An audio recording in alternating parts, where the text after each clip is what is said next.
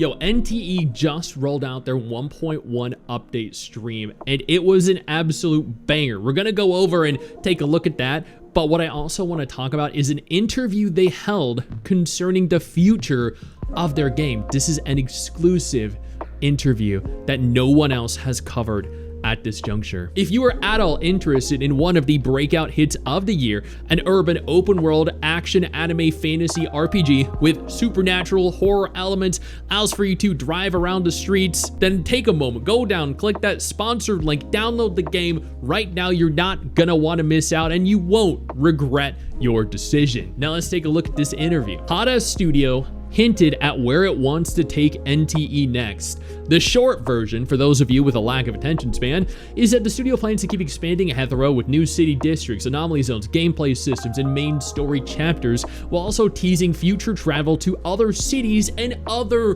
regions. That's wild! Regions, cities, and entire districts. Here are some of the questions asked that I think are important to cover. What is your vision for the future of the game after launch, and where do you plan to take it? To which they responded, our core philosophy is to continuously deliver high-quality, player-centric content built around a supernatural urban open world. NTE will keep expanding its world depth, bringing fresh exploration, story, and gameplay experiences to players, aiming to become a long-lasting companion for everyone, and I have no doubt that they will. Will there be map expansions, new locations, and major gameplay additions in future updates? And this is something that everyone asks. To which they respond, yes, we have a full long-term roadmap. We'll keep launching new city districts, anomaly areas, major gameplay modes, entire gameplay modes, which sounds very exciting, and main story chapters so that Hetero continues to grow and always feel fresh and worth exploring. Then this one's a little bit interesting. They asked if there will be an airport or a way or ability to travel to other cities and regions. They state that this is under wraps right now. They're going to gradually unlock exploration of other cities and regions through diverse map elements, making the overall world map even grander. How advanced will the relationship system be? This is gonna be a big one. The aim is to create heartfelt bonding experiences for players by including exclusive stories. I like that idea. Hangout events, daily interactions, and high quality voice talent. The dub for this game is actually very good. Each character will feel alive and form genuine connections with players. That sounds great. Will there be a focus on co-op so players can enjoy the open world with friends? I think this one's important because playing co-op in an urban world like this when there's so much to do would be fantastic. Like, the more co-op options, the better.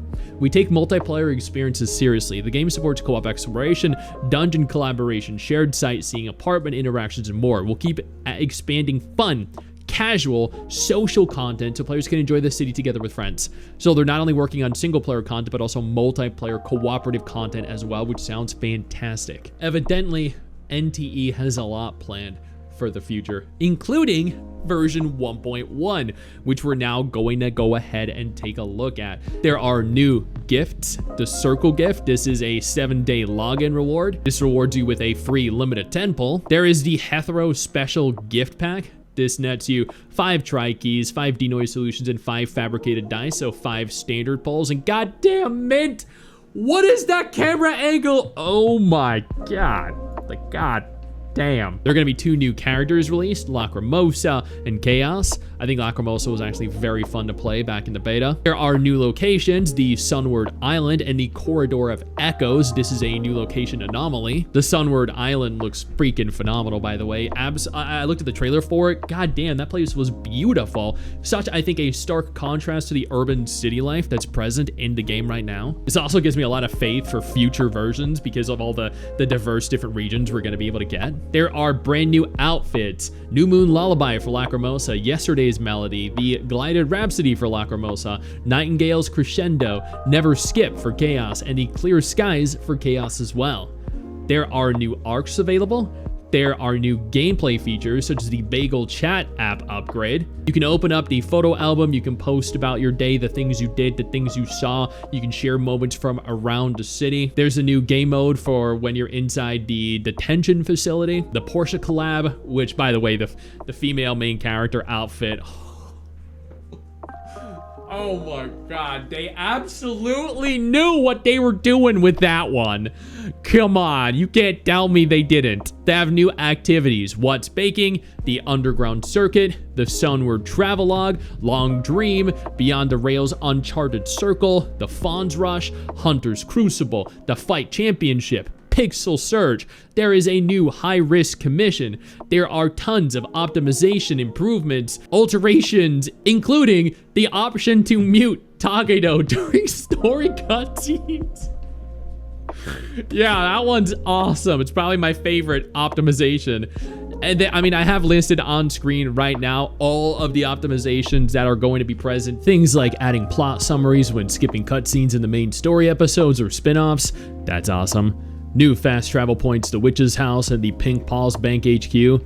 New mod parts for existing vehicles. Support for vehicle auto drive. Height adjustments for the third-person vehicle camera. That's awesome. NPC bystanders now react when you take selfies. There's improved skill queuing for groups of enemies, a toggle for auto restock in the cafe, additions to mobile performance, a cosmetic menu for Little Sparrow, and legit so much more. There are numerous, I think, over almost 24 total optimizations. They are working very, very hard to improve this game in every single way they can, and I'm very, very impressed. Version 1.1 looks like it is going to be an absolute banger of a patch. The future of the game looks very, very good, very inviting, and I cannot wait to play through 1.1 when it releases, 1.2, to see how all of the patches leading up to 2.0 playing out. I'll probably pull for Lacrimosa, not entirely sure. She's a very cute character and she has a very fun play style, but ultimately, I'm glad that they have made as many changes, alterations, and optimizations to the game as they have. And I think the interview they did where they stressed everything that they were doing and the importance of everything was a great way of addressing concerns players might have had. Now, again, if this seems like something that you're interested in for whatever reason you haven't played yet, remedy that right now. Go down, click that sponsored link, and download NTE. Join millions of us all around the world who are actively playing it every day and enjoying it. Additionally, who are you pulling for? Lacrimosa or Chaos? I know you think that you just hit the end of the video, and technically, yeah, you have. And I know your first reaction is to close out of it at this juncture, but don't. No, instead, I urge you to take a moment here and click one of the videos on screen that are coming up in just a moment so you remain up to date with everything going on in the gacha genre. Trust me, you're not going to regret doing so. Stay flaccid.